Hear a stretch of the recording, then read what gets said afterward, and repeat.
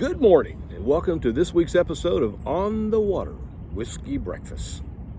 This week, with wars raging on all over the place, potentially on the verge of World War III, Americans found something far more passionate and polarizing to talk about. That's right, the College Football Bowl Selection Committee's selection of the top 4 teams.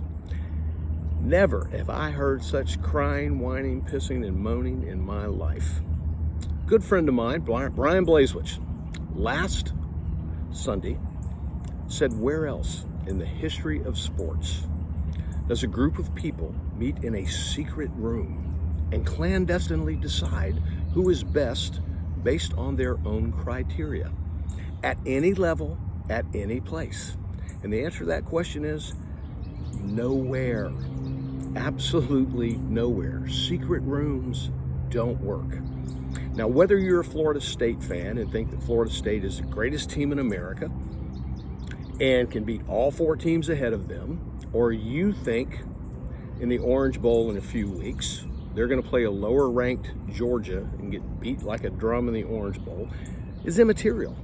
The takeaway is secret room stuff doesn't work, whether it is in corporate America that some of us know a little bit about, or whether it's teenagers conspiring in a room alone to do nefarious things. It doesn't work, and when it does, rarely, there always are some long-term issues that arise from that. Now, who did it right was our founding fathers. They met in a public room where the representatives from each state went and represented their constituents' will, not their own personal wills, but their constituents' wills. Imagine a politician doing that now.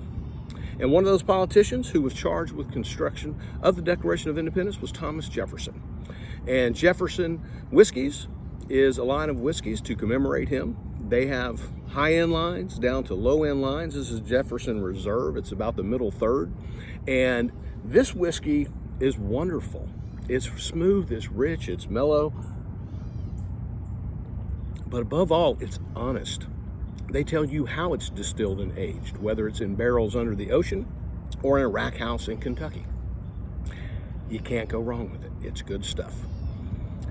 And if I have to say one thing to my Florida State fans, their friends, there's no doubt the most important player in college football in that room being discussed of who should be and who should not be in the top 4 was Jordan Travis.